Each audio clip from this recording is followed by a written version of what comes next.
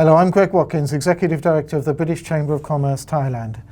2021 is BCCT's 75th anniversary, and as part of our celebrations, we're reaching out to key people from BCCT's past, people who mapped the future of BCCT at that time.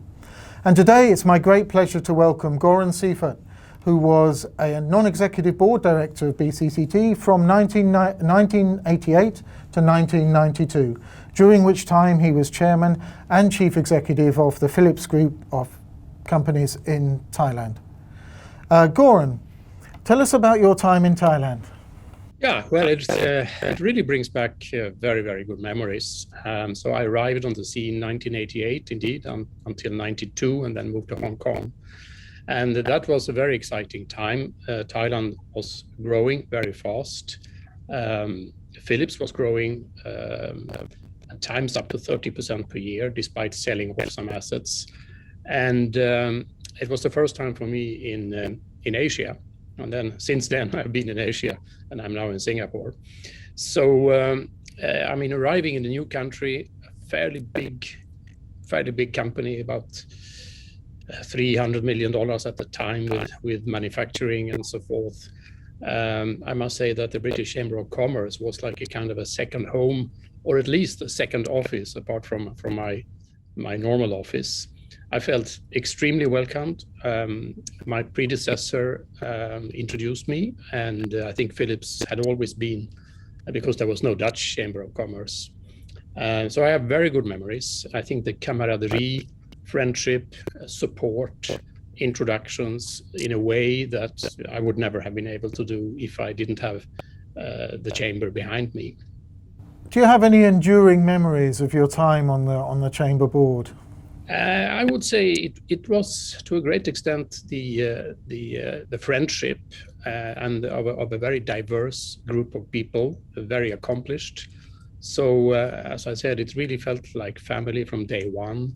We were very active, of course, as a chamber. We were involved in charities. And I think, in fact, that the Thai society embraced us as well. So it felt like you belonged to a very good group of people,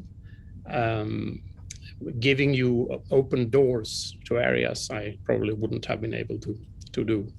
How do you think Thailand has changed since you were here?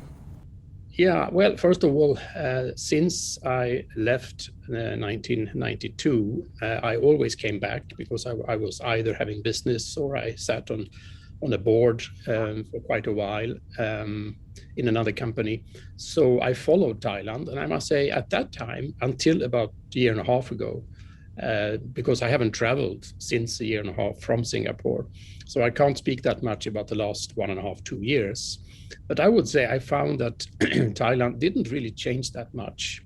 I mean, it continued to be this very charming, friendly, exciting environment, exotic, of course, for a foreigner.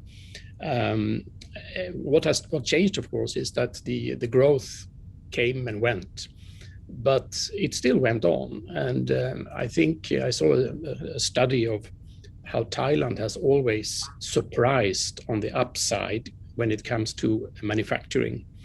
And I experienced that myself because I was later on involved in a cement business where we had assets in Thailand. And I think the Thai people are fantastic, hard workers, always willing to stand up and support the company, at least if they feel welcome in the company. That's very important.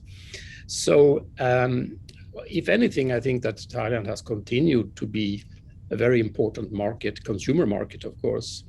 And I would say that the Thai way of inventing things in a difficult spot has helped them.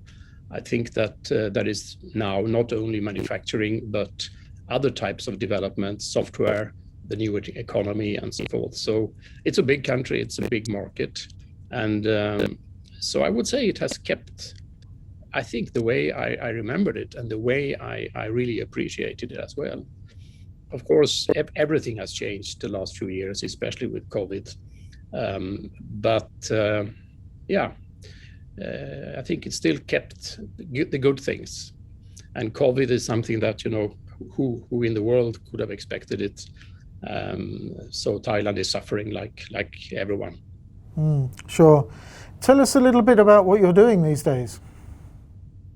Okay, so when I left Thailand, I went to Hong Kong running Philips Asia Pacific Lighting.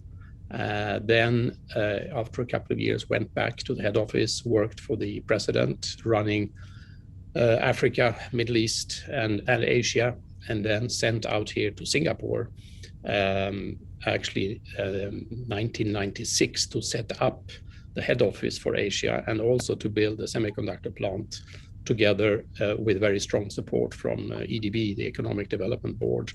Then I retired, although I do call myself a failed retiree, or depending on the company, I am a former retiree, because I didn't really felt it was for me. So already when I was active, I sat on a couple of boards. So I continue with that. I sit on 4 or 5 boards in the US, in Sweden, my home country, in Asia, and certainly Singapore as well. And then I run a small boutique strategy advisory, helping Western companies to find the way in Asia, find the right kind of connections, holding their hand when they have problems.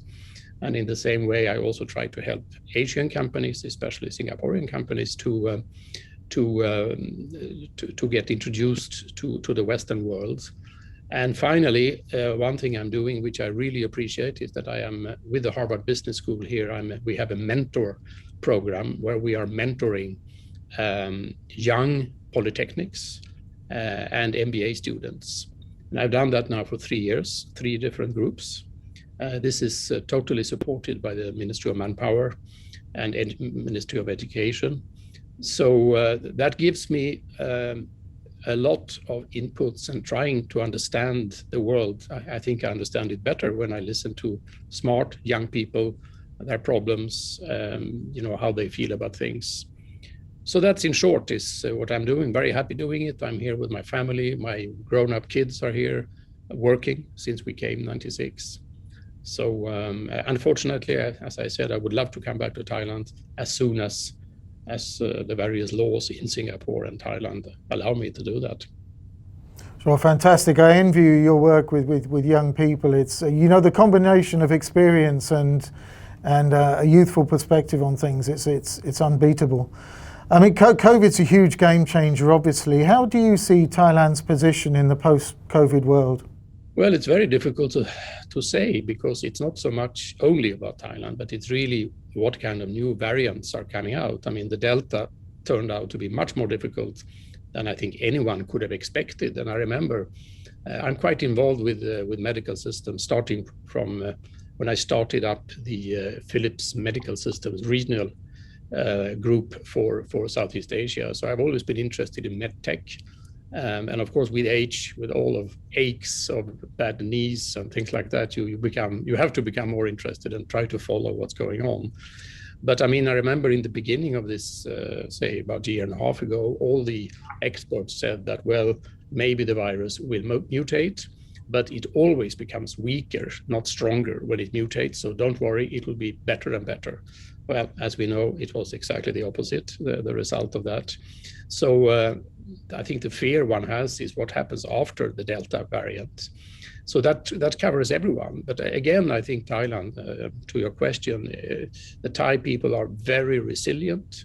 I think they are inherently quite optimistic.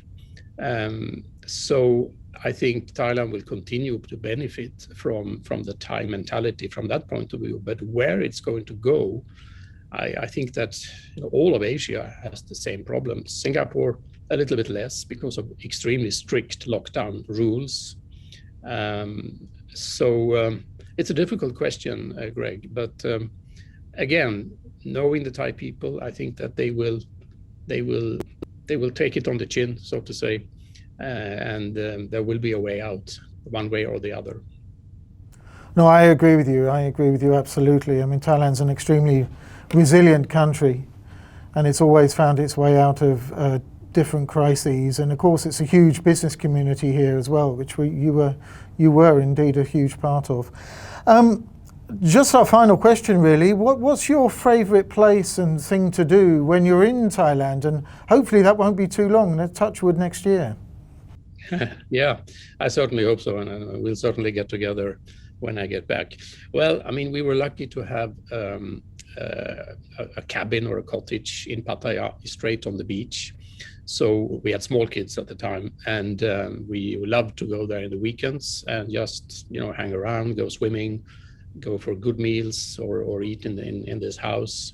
So that's a very strong, good memory for the family. And of course, as I said, being part of the British Association here was also, I loved those meetings we had at least once a month. And then, because once you get to know people personally, my wife and I became personal friends with a lot of the old board, some of which we still are in touch with, some of which unfortunately have passed away. But we also have very good memories of, again, family going to the Royal Sports Club and spending weekends there. And big memories of huge social activities. I mean, we came into a country where there seemed to be so many people that always wanted to invite you for parties, for dinners, and that's a really a good memory of. And we still have a lot of very good Thai friends, which we are very proud of. Okay, fantastic. Thank you again for your time, Göran. It's been great reconnecting. We reconnected through LinkedIn, which is brilliant.